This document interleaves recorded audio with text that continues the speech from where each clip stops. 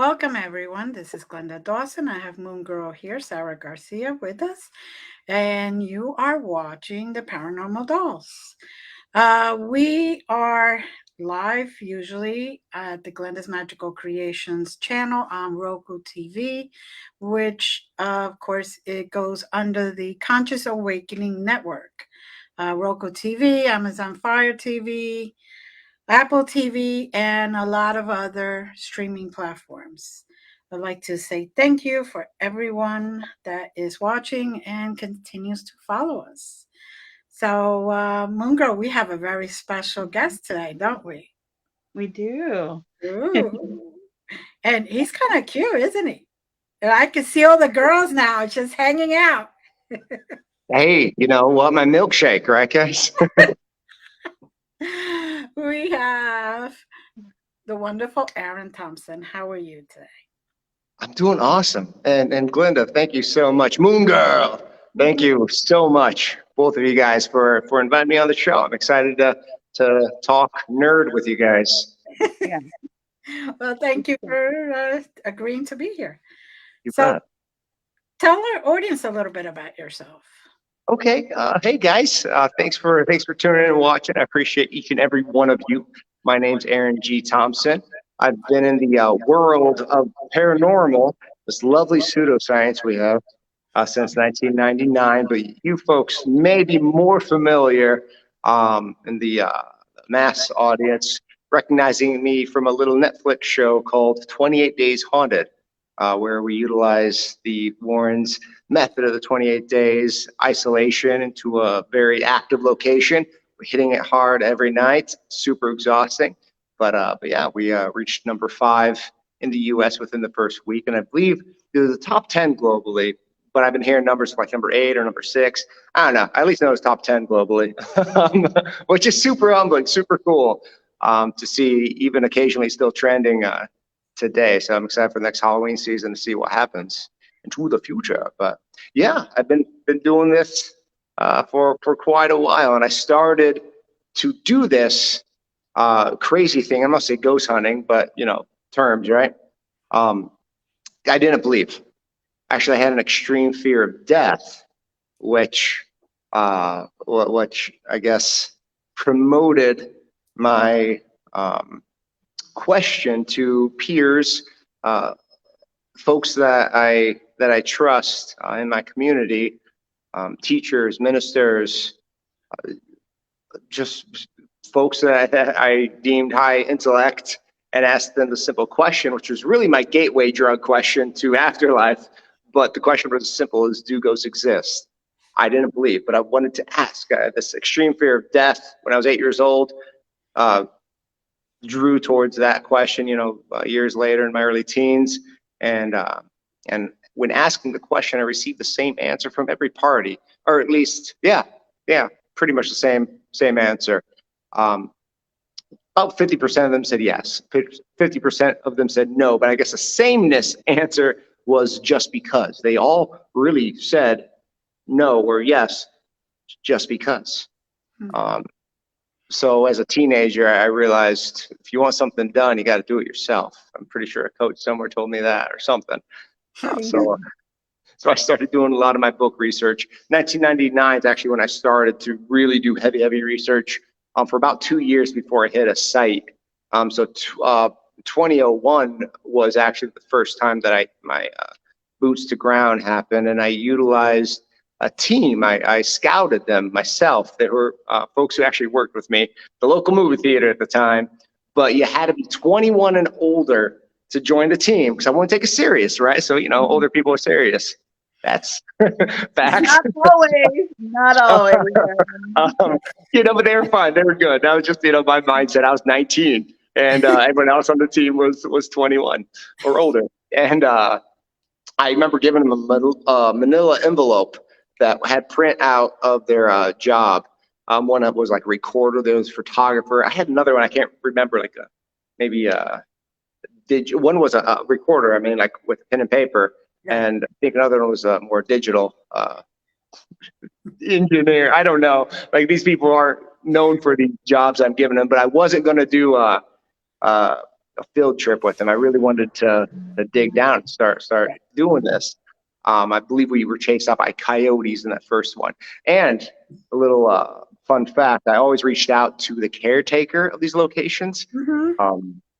Even at, it was my first 2 years of research. I really buckled down on techniques. And I want to make sure I take this as serious as possible. So I either reached out to local PD, I hand wrote letters to landlords. I've made sure I got the appropriate permissions when I was in a location. And then that's still, though today is a little different, but that's still, that mentality still moves. So today I don't do too many outside gigs anymore, but yeah. And then just my world just started kind of developing what's going on. And of course, later on, fast forward to today, I call myself an afterlife researcher. It's funny that I call myself that because in essence, that's what I was doing the entire time. I just didn't know the terms paranormal investigator, ghost hunter, this and that. There's the metaphysical side of it, the science side of it. I want to air quote both of them. Mm-hmm.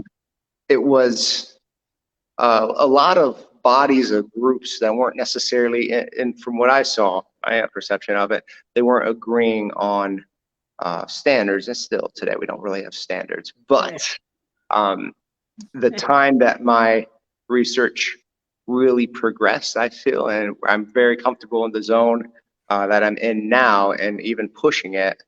I married metaphysical and science, and once that contraction happened, all of a sudden, poof, poof, poof, poof, poof, things just started escalating real quick on just mechanics and ideas, kind of high-level conversations regarding ghostly activity. So yeah, it was a very unique journey overall. Yeah, some tears, some blood. There was, definitely challenges. But I'm happy to be where I am today. So talk about your show. Get into it. How did you even get involved in the first place? And My tell us about gosh. the awesome locations you guys went to go investigate. It was so manifestation, very metaphysical for me to say. Even if I want to label myself as the science guy, manifestation is absolutely a mechanic, I feel, of how we live. It's very simple. It's the simple belief that it's going to happen. And it doesn't have a time. It doesn't. But the thing is, you don't worry about the time, right? You don't worry about the amount. You don't worry about this and that. You don't worry about the numbers, the details in there. This is going to happen. And that is just so crazy on how accurate that is in the larger scheme. Like I feel, I tell people that have like an Eeyore syndrome, right? They're like, oh, nothing ever happens, boo hoo. Things just keep hitting me down, down, down, and down. Well, the reality is you're just kind of hitting neutral, I feel. So you're not getting any worse, but you're not allowing yourself to kind of start growing and hitting those beats to get back on track. So in 2020, our world changed, I think. I lost, unfortunately, there's two sci-fi shows that I was going to move forward with. I was going to get on a helicopter right around April of 2020. We all know what happened then. So things, unfortunately, got smashed. Then they ghosted me. Way to theme yourself, studios. But I thought to myself, man, I was so close to kind of getting this thing and allowing myself to be on this stage where I now have a voice, and I'm so passionate with this voice, and that's really what I want to see, in this world. So I thought it would be a good chance for me to give back, to be escalated on this scenario, but it didn't happen. 2020 happened. So I ended up hitting the road, taking, any odd job I could, taking care of my little girl, at the same time, busy, blindingly busy, but keeping a smile and allowing, ultimately, I gave myself till November of 2021 to kind of get a real job again, right? So I wanted to keep flexibility with myself in the world, having a studio reach back out if that was going to ever be a thing. I wasn't proactively looking for a studio. I guess that could have made life a little easier. I wasn't applying anywhere. I was literally just hustling so much every day, and just cracking that smile and moving forward. And then there was a phone call from Chicago I got in, it was February, I think it was February or March of 2021. And this lady said, "Hey, looking for some people to do this show. I think it's going to be a pretty big thing. Um, would you, I don't know anyone out here in the Chicagoland area. Worked with you on an event prior. I really like your energy. Do you want to see about doing something like this?" Um, and I said, "Yeah, absolutely. Let's do it." The So I've been in about a little more than half a dozen of these TV interview things in the last four-ish years from this moment, 3-4 years. And so it was almost a second hat I was beginning to be. And the funny thing was, I was accepted by every single studio that interviewed me, which was really cool. It was then pitching the show. Unfortunately, either COVID or nothing happened from it. So that's just the world, the TV world, that I don't think people look at. A lot of times it's the studio looking for talent to build this portfolio to present in a keynote to the actual network. This one was rare because she said that they already bought the show and they're now looking for the talent. I thought that was so bizarre. I'm like, so all I have to do is be the talent, and there's like it's a shoe-in. Like I was confused, but I'm like, yeah, let's do this. So before we went to do it, she goes, "Hey, they're actually looking for another person for you to kind of go with, or something, another investigator to do this project. Do you know anyone?" I go, "Well, I only know one other person that I wholeheartedly worked with for all these years, Nick Simons." So called him, said, "Hey, you want to do another interview thing?" He goes, "Why not?" So he drove out an hour, because I was about an hour from at that time, just for a short amount of time. Drove out, we set up the cameras, and we rocked that interview, man. It's just such a second nature with how we perform. I think our passion with development in the field, at least on my end, and he's just so funny. And I don't know if he's accidentally funny. Like, I feel like I'm more scripted funny, but I'm not scripted. But I feel like it's forced with me if I'm speaking third party. But he's just so naturally funny. Like the way that we work off each other, it's pretty epic. So we showed value at that day, and then we did another interview, I think a month later, because they wanted to check us out again. For that first interview, I told Nick, we got the job, man. And as far as I know, they already got the stuff. I go, be prepared to take off a long amount of time from work. We knew it was going to be about a month, which was obscure, in this type of thing too. And yeah, they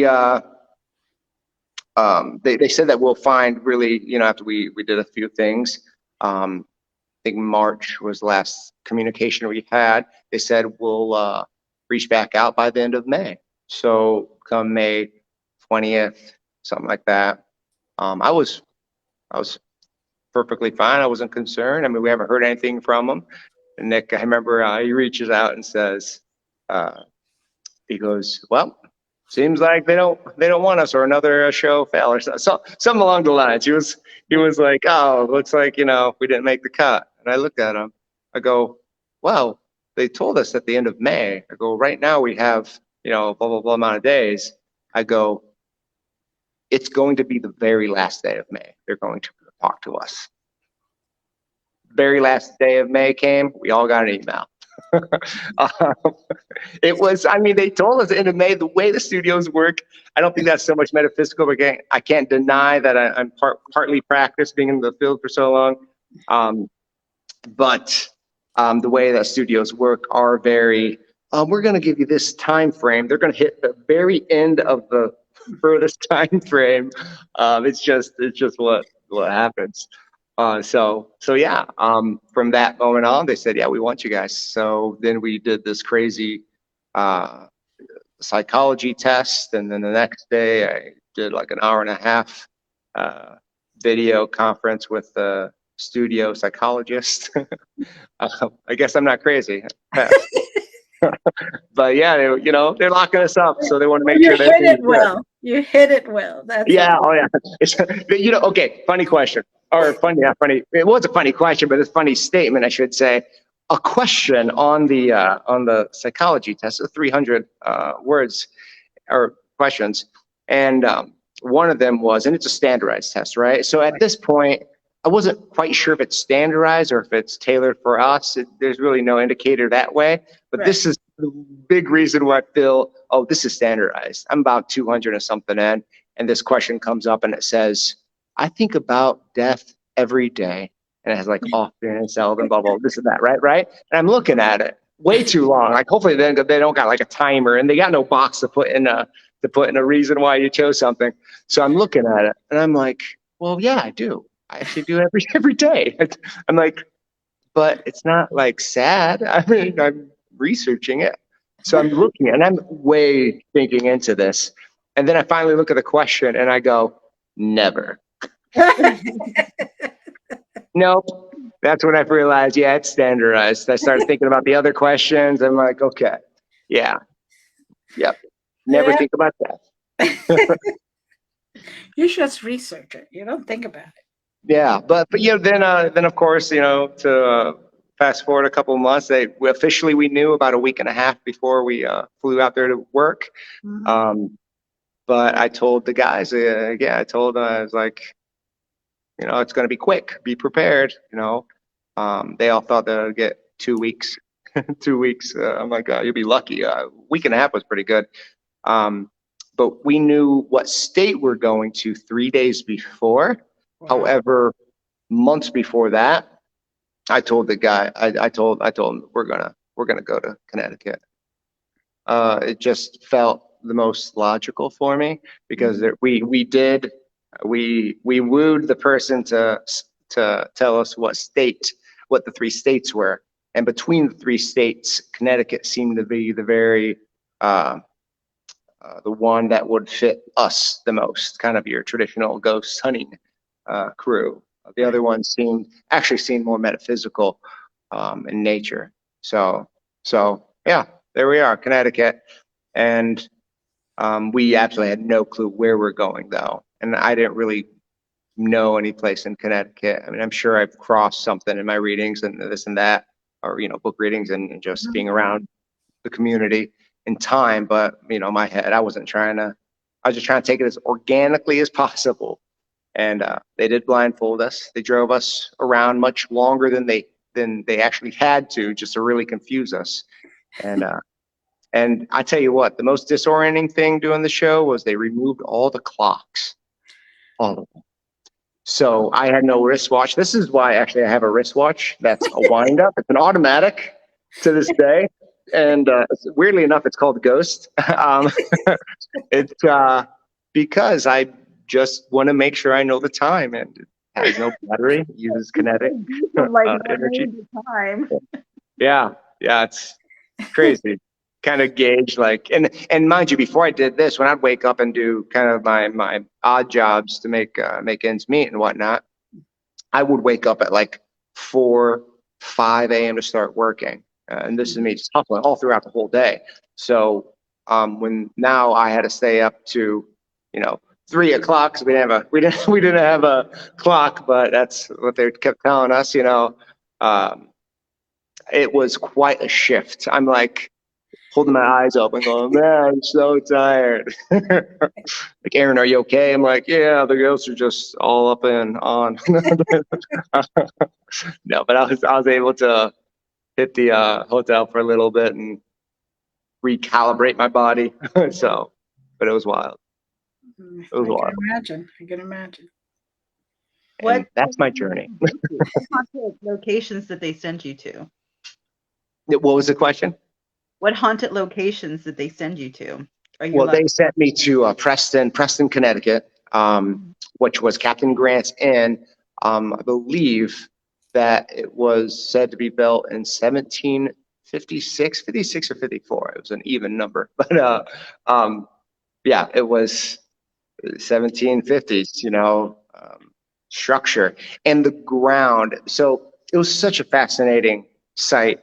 Kind of to back up. So when we did our first reveal of, taking that off and like seeing this epic location, we had to do a take two because we didn't expect a bed and breakfast. We thought we were going to get like some, I don't know, asylum or some decrepit prison. I don't know. We thought the worst. Like we'd be sleeping with dripping water on our face or something. But no, we're like, we got air conditioning and refrigerator. Yeah. Zero fear. Like, guys, we need to go more spooky. Like, sorry. Let's do it again. Get back in the car. Take it off. That's why you didn't see me. When you watch it, you don't see me say anything because I said something the first time, like, "Oh, this is nice." It's like everyone said, but yeah, the second time I was like, "No, it's not. It's just not scary." So I've kept my mouth shut. So I have my superhero stance. If you recall, which I wish they would have told me I looked like a goon, but whatever. Yeah, it was overall, it really was a cool location because there was a lot of surprises that our small bit on Netflix does not do it justice, unfortunately. That was a very fantastic edit. It was action packed. It had drama, it had that thing that people like to watch, but there was so much data, so much, footage that they had. And they were kind of regulated to what Netflix allowed the studio to do. So there was a lot of, red tape and whatnot.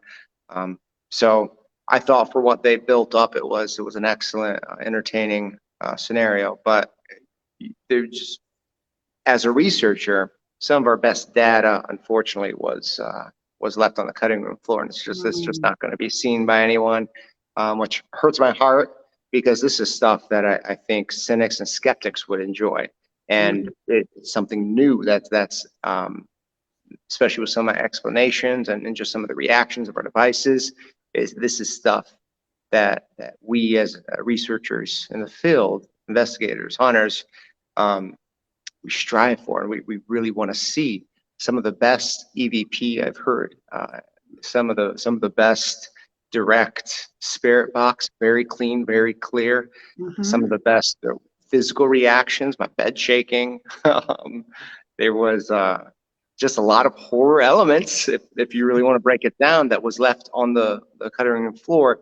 And I feel that's a reaction of the producer and the narrative team, the editors, not knowing our field wholeheartedly and not knowing what they missed.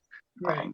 I mean, if they would have asked, the folks on site there, the three of us, I think we could have directed them on our suggestion for the flow, and that would have done justice, I feel. But we did our job, and that's all they asked us to do. And they're not part of the community. They don't really know what they're looking for, in a sense, versus there's a story, right? Right. Yeah. And we know what the other investigators are going to die for, and they're going to love, and what's going to be like our moments. Right? Yeah. Yeah, it's wild, and it's wild to think because they're so expert level on what they do and just how they perform, with the camera and even with the editing and their visuals and what they're looking for. But I think what got them less engaged with the excellent data we were producing for them is I feel that there was an idea of a story before we entered, and that's classic TV for you. Not to say that it had a shape for what we what we did, but at the end of the day, it does seem like there was a flow that was already discussed or desired, and they just allowed what we did to kind of fit that flow, which, yeah, um, yeah. Okay. So out of all the locations that you have gone to, which one is the one that resonates with you or brings you joy the most or gets your juices going, because sometimes we go to certain places and we're like, oh my goodness, I experienced this, and I talked to them and they said this, and they said, Right. and there's stuff that you just can't explain to other people because they look at you like, what? I didn't go through Like we're crazy, that. Right. but for a psychologist, I am not crazy. Well, let me show you. I'm actually in my location. Oh, okay. So I make these phenomenal rings in a haunted location, and this is the haunted YMCA. It's actually a furniture store by day. I'm the only one in here right now. The store is closed, Mm-hmm. and this is where I research, where I investigate. It's 4 stories. It's basement. It used to be, like I said, an old YMCA. Um, it's a researcher's dream. The stuff that comes out of this location compared to other locations, and I've been to a lot of the big ones. Mm-hmm. It's and I've gotten some great stuff in some of the other ones, some very memorable reactions. But how this location um, in Little Rock Island, Illinois, uh, reacts to the researchers, the investigators, it's phenomenal. Um, for example, first day I was introduced to this location back in 2017, and uh, we just got done doing a sold out event at a haunted mansion that's not too far from here, which was super cool. That was the night before, and then I was doing a local convention, speaking at that, just nerding out, that same day. And then we were invited that night to come here. I remember saying like, tired, just like and beat. But it was a lot of the local people, and it's good to bump elbows and just to really share with the community. I thought, and I thought it was a nice gesture that they would ask, everyone, Mm-hmm. kind of open invite to the researchers. So I said, 2 hours, I could show up for 2 hours, just kind of bump elbows and mess around with some things and then head on out. Well, I went here. I'm not sure if I stayed my 2 hours, but I got everything that a researcher strives for in their life in some cases, all within 5 minutes.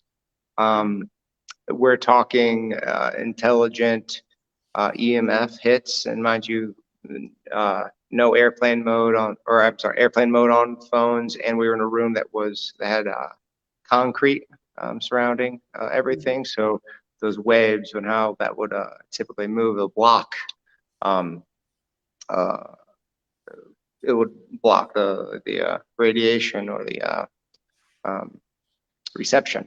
Mm-hmm. So I had 2 different EMF meters that were calibrated to different frequencies, and they were fairly close to each other. So if we had something that I wasn't familiar with that can do a burst of EMF or radiation, both of those meters should technically catch them. Mm-hmm. But um, I positioned an activity. That's what I typically like to do to kind of move a location. So in this case, it's old YMCA. So I positioned a race. I said to start the race, you hit this meter, and to end the race or to start the race, hit this meter, and then I will race you, and I'll race you to the end of the hallway that I just showed you guys, and back, and you hit this meter to say that you're back. So it was a direct type of scenario, Mm-hmm. and I'm just sitting there nonchalantly, kind of my arm leaning against something. Next thing you know, first meter hits, and I'm thinking, I mean, that happened like way too fast. I'm thinking it's in my head. Like I'm just, I got the video, so you see me kind of rubbing my eyes a little bit, and I sit back up, and I'm a little confused. I'm looking at everyone. Everyone's kind of looking at me because they saw it go too. Mm-hmm. So I'm just waiting there because I don't want to be the first one to be like, oh, there it is, and blah, blah, blah. All of a sudden it goes again, but it's like a real like light hover. Like, it's hard to see. It's really hard to see even on video. So I said, guys, is my eyes messing with me, or is that thing actually going off? They're like, no, it's going off. Oh, got to run. So I ran, did my thing, and the little girl that was with us, she wanted to run with, so we both ran. We came back. I said, hey, the other meter. We touched the other meter. I go, did that one go off? They're like, no, it didn't go off. I made a comment saying like, oh, it must be a fat ghost, or bad spirit. But just kind of poking, friendly poking at the energy around. And moments later, the other meter just explodes. Like, I mean, it just lights up the room. And it was an EDI, environmental detection instrument, which was really cool. An EDI 2, actually. So I like that one, and that it went so crazy. And the Rook was the other one, which its frequency is a lot wider than the EDI. EDI's a lot more compressed, but it didn't go off at all, which is super fascinating. So the EDI went, and right after that happened, that's when I'm kind of checking everyone's cell phone, and everyone, I'm still trying to figure, what happened here. We had a security camera in there, and someone had a handy cam. I didn't. Someone else brought those.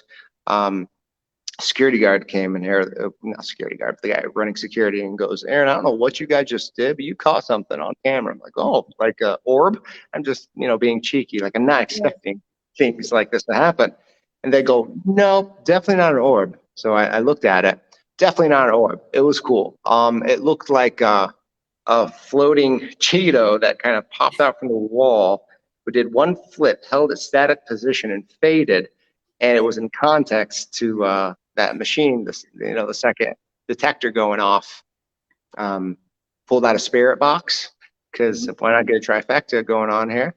And said, who won the race? And it said Madison won the race, which was the little girl that was with me. So I gathered up all, I brought my lav mic with me and recorder. So that's all I had. So I took everyone's, data that was in that room, like, give it to me. I gotta see what's going on there. So in post, when the first meter went off, you heard a very clear race me EVP. And then when we touched the meter, you heard the EVP again saying Aaron wins. Then another one comes through and goes, no, Madison did. Because technically, I let her touch the meter first because she's a little girl that was following me. I was just being nice. So yeah, technically she did win, but it's great that it provided intelligent multiple syllable responses to the environment, all within 5 minutes. So I definitely had to build that up and just kept the audio track going for 5 minutes and change between the cameras and some stuff. But it's a fascinating. It's won my heart ever since then. It's done some pretty amazing things. Very good. Yeah, I was just invited today to go there for a charity event in October, beginning of October. Oh, I think I am going to be there on the 6th, I believe. I think so. Okay. I think so. It's a Saturday. Okay, then it's the 7th, because I got something to do on the 6th. I got to be in like Michigan, I think, on the 6th or something. Right. And then I got to be back here on the 7th. But yes, I'll be back there. I believe I'm speaking too. Oh, good for you. I'm not sure if I'm speaking yet. She just sent me the invitation real quick, and I'm like, I'll get back to you later. I'm recording, and cool. It's like, so it's a neat place, especially if you get a chance to kind of go a little more with a smaller group or solo. Take a moment. It's very unique. It's interesting. I like I said, I do a lot of my experiments still here with them, so they cooperate. They got mad at a TikTok that one time. Oh. I don't know if they got mad or not. I told him too bad. I gotta keep doing it, guys, because I got a TikTok. Um, they I like messed up on my TikTok twice. It was a really stupid one too. I wanted to complete it, and after the second one, I messed up a little bit, and I go oof, and right when I went oof, the metal door next to me, boom, just echoed during the whole. And the funny thing was, I didn't even pay attention to it. I'm just looking. I'm in frustration at my stupid TikTok. Right. And then all of a sudden it just dawned on me, like, wait a second. The door just by me just either had some compression scenarios or felt my rage or something else. So that was cool. And that's just some of the bizarre stuff that, uh, happens at this place. Well, A lot of communication. speaking of doors and everything, have you ever gotten hurt on an investigation? Um, By spirit, ghost, an entity? well, I mean, yeah, I've gotten scratched and I've documented that, and that was wild. And the reason why I would say that that was more supernatural than not is I was wearing a heavy leather coat at the time. And when I kind of felt the scraping, I was back in my hotel room and I showed Nick. I go, dude, there's three, right on the back of my arm. I go, how did anything get there? It's not like an allergic reaction. It's gone in the morning. That didn't really hurt me. I felt uncomfortable. I would say no. In the aspect of really mind melting scenarios that would not have me go back, like a push or a shove or you know taking me out for a hot second. But I do got to say I guess there was one moment, and not physical though, mental. The mental thing. That's what gets you. That's what gets people. The physical thing, is cool. That's kind of what we would like to document, but it's that mental thing that we need to keep strong. And for years, I'm my own protection spell. So I'm very passive with high confidence and conviction and action in what I say. Even in my noggin, I very much back it up. It's just how I've always kept myself protected. However, um, going back to the TV show, why not have TV first? And it's again, unfortunately, it's unless they come out with a badass edit of it, because they could. I had an oppression moment happen to me on that TV show. So day one was honestly one of our more active days, and it's funny how they go with the cycle.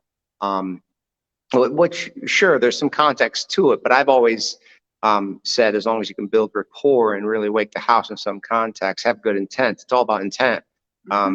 You're going to get results, and we knocked those results out day one. We could have called it and left early.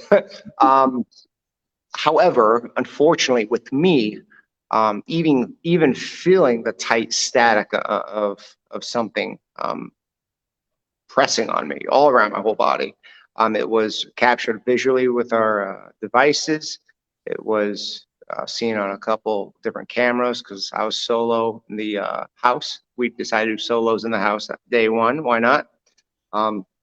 My problem was I am in this new place, big adventure, big TV network, big TV show. Like this is crazy. It's like almost like a dream thing, right? Especially for what we do, like crazy. So I feel, and this is me reflecting, I feel I was so wooed with the adventure that was happening. I forgot to ground myself as I naturally do. I just did not. I just stepped into action.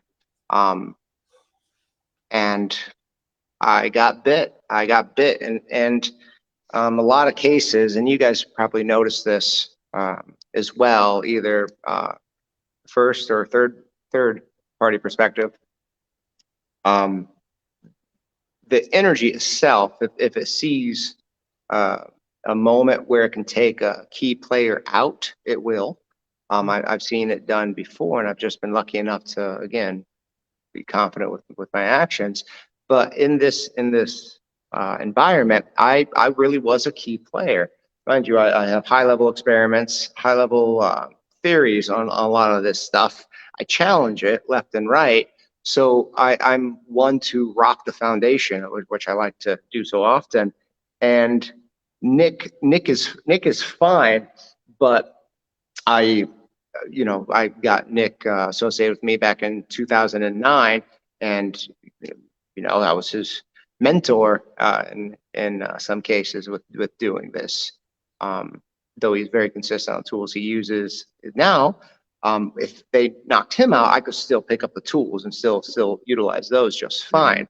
If they took Sean out, Sean was actually using a lot more tools than his third eye, though he did excellent when he was able to bring that aspect to the spots.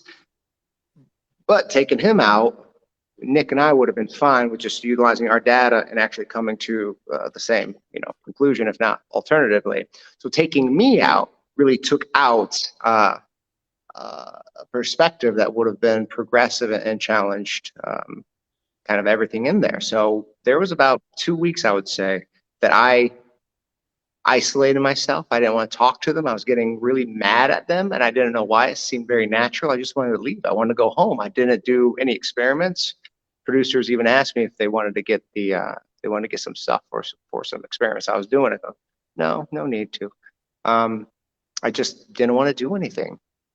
So after Sean actually threw holy water on me, because there's some stuff that was going down, some horror movie style stuff, and I told him, get the water.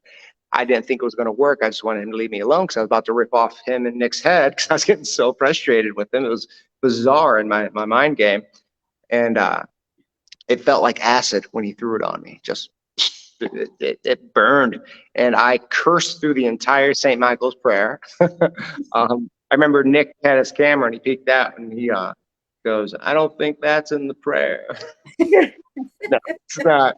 And it felt very bizarre when I was saying the prayer because it's almost like there was my consciousness, but then there was like another party in there. It was strange. And after I finished it, I felt this tight static lift off of me. I was joyful. I was happy to be there, and now I'm taking up more leadership position within the group. But mind you, a lot of the core has already been established, so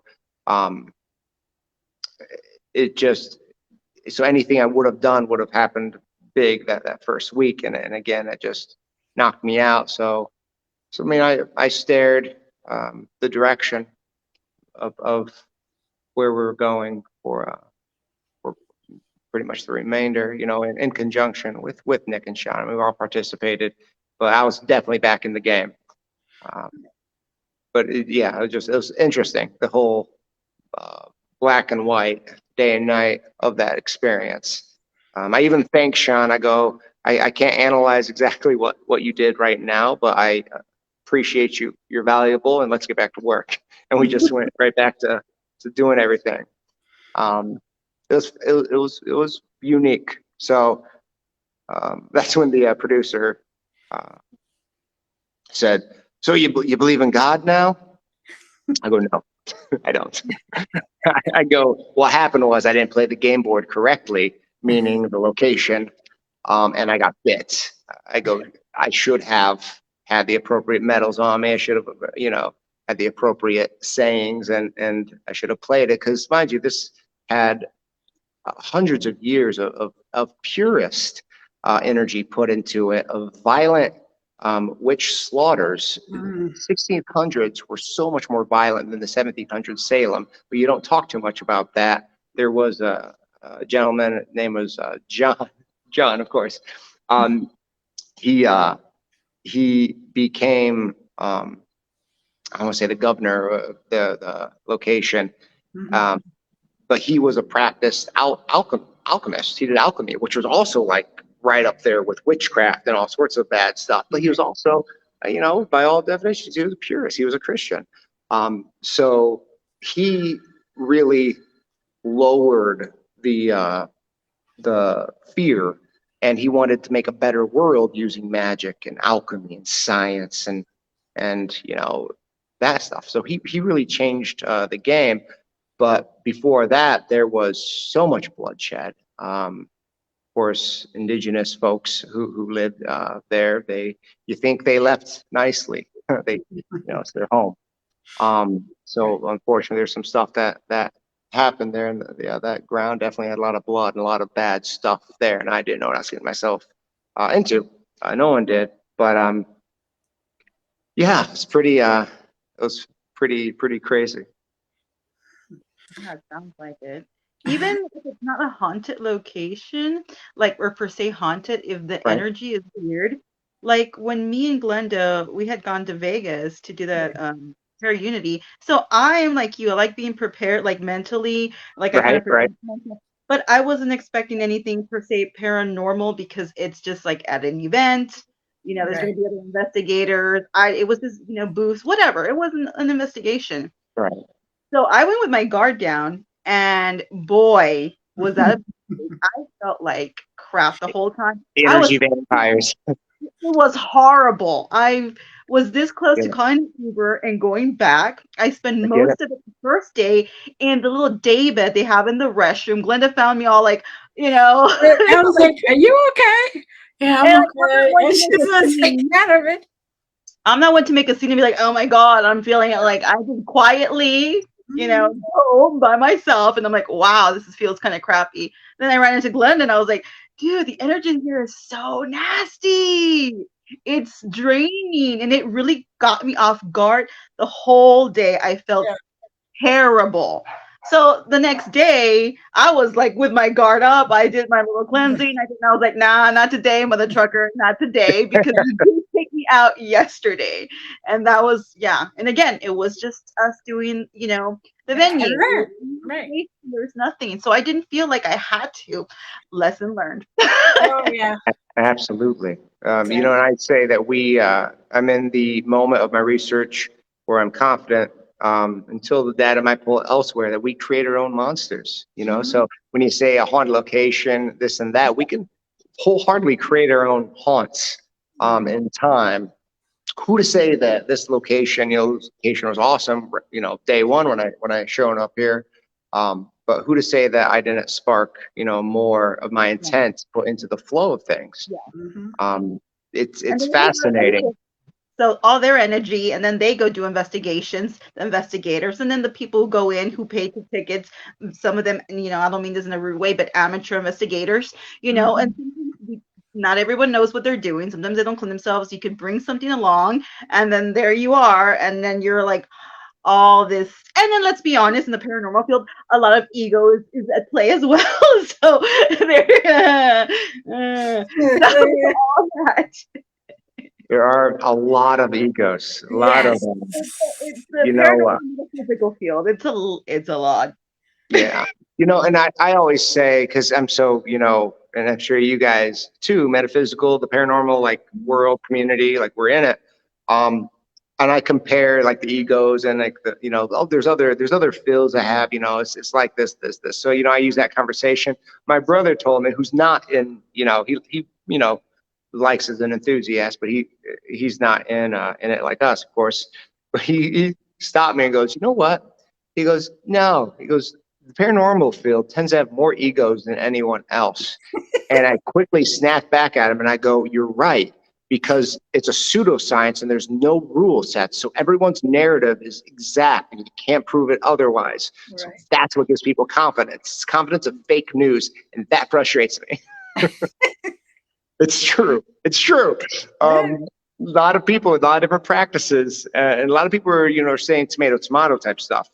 Mhm. Um, and I'll go to Christians, not to pick on them, but they don't like, magic or this and that or Wiccan, or anything else outside of the system.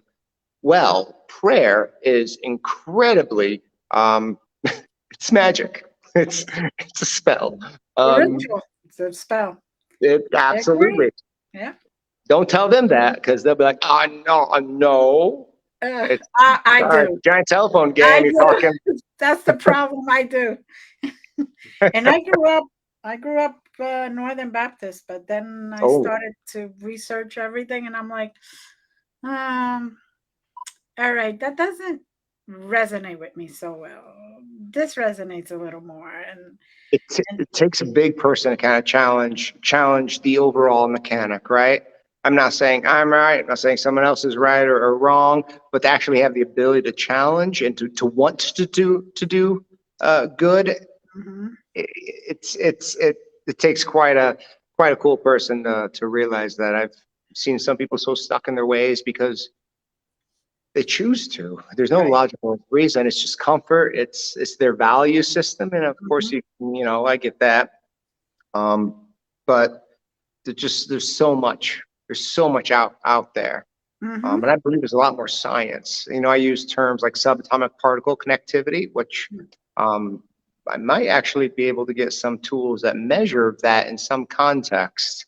mhm, I have had the honor of collaborating with leading scientists for electricity. They seem to have something, so hopefully I get my hands on something like that soon. But ultimately, it reads intent, and I always tell people it's like the giant telephone game. It's prayer, well wishes, good vibes, mhm, meditation.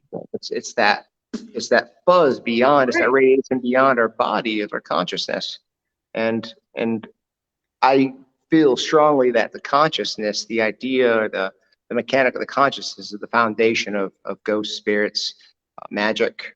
Um, it's that not gateway, but I feel it's a strong foundational point, consciousness. Mhm. And, Now, and oh, go ahead, Glenda. and we really are all talking about the same thing, just Yeah, Of different course, wording. different of course. words. Different wording. It's like, but I do tell my clients and everybody who sees me, uh, oh, I want to pray. Okay, so pray. To me, that's just the same thing as a ritual or a Mhm. spell or Mhm. meditation, or it's all the same thing. It's your intention. Yeah. I've hit my knees before, going down.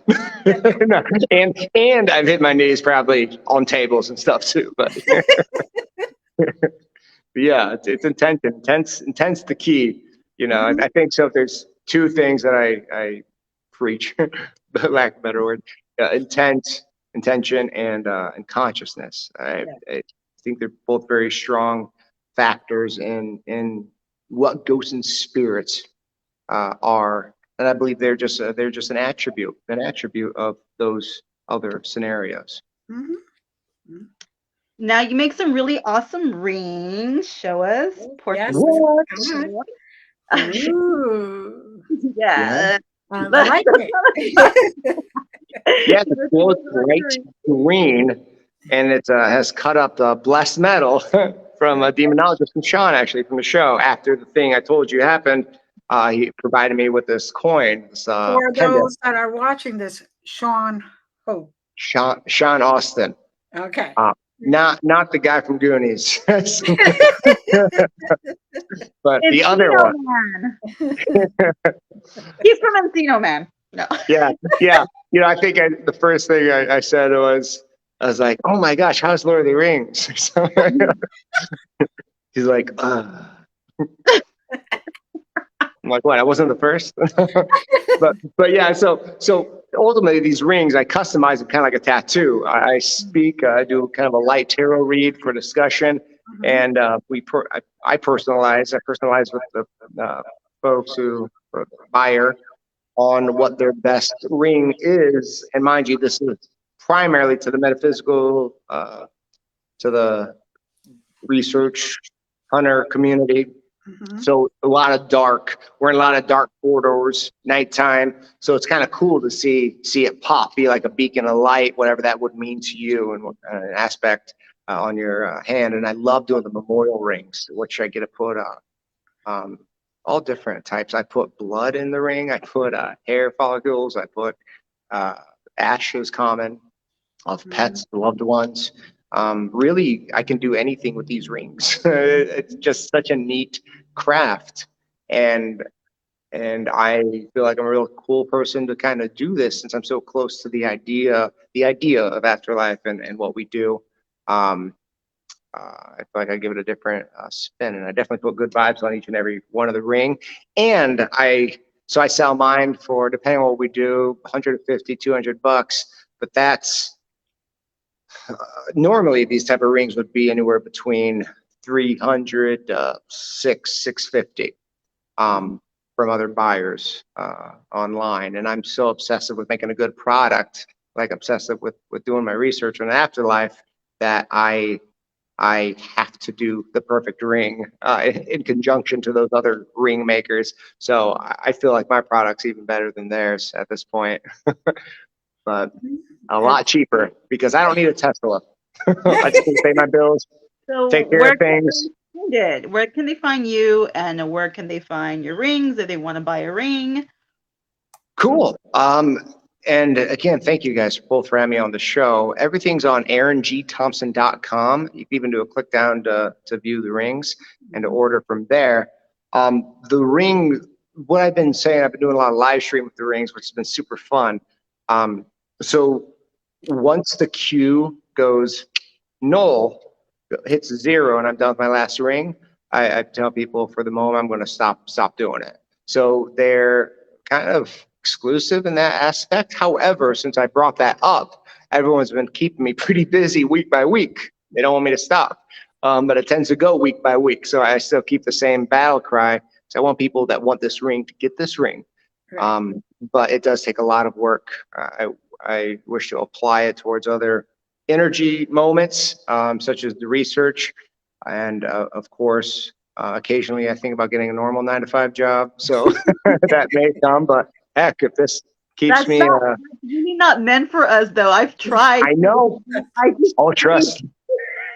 I, I we need money. We need to survive. But I just, it's not.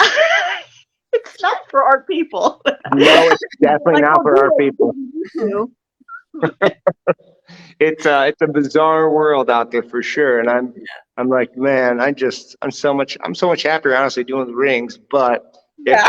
so, like in I want to say December and January, even most of February, the ring sales went like nothing. I'm glad I had a good November. I had an excellent November.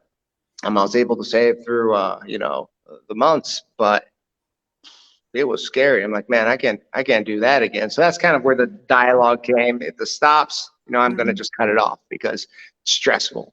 I still got a little girl, single dad life, rocking it. It'd be cool to do another TV show, but I'm not gonna hold my breath. I'm kind of trying to push folks to patreon.com/. Mhm. Tis me, Aaron G, so I can continue doing the research on our terms, Right. um, without, if we catch something good, fit it in the narrative appropriately instead Good. of omitting it. But yeah. So we're down to about 2 minutes away from the end of the show. It's been great. Do you have anything you want to say last second? Upcoming events that you have. Yeah. Any Oh, events? well, okay. All the events are still on AaronGThompson.com. Everything's like one stop shop with my social stuff. But weirdly enough, on the 9th, which is the 9th of June, soon here, there's I'm doing local stand up. I don't know why I'm the person doing this. I knew the guy hosting it, and he goes, "I want you to do this because you inspired me to do this thing again." I'm like, "Cool." So it's gonna be a lot of ghost jokes. I don't know. Stand up's hard. It's a whole different beast. And these guys that are up there with me are professionals. They're like big rigs. So I don't even know. But I'm doing it, and I would love support. So if you're in Rock Island, Illinois, Roz Talks on the 9th of June, stop by. Watch me. Watch me. Well, thank you very much. Thank you, Moon Girl, as always. And thank you to the audience. And keep sending us your emails and your suggestions. We'd love to hear from you. And keep keeping on. Love you. Bless you. Not messages to Glenda. She loves them. I do. I do love messages. Bye.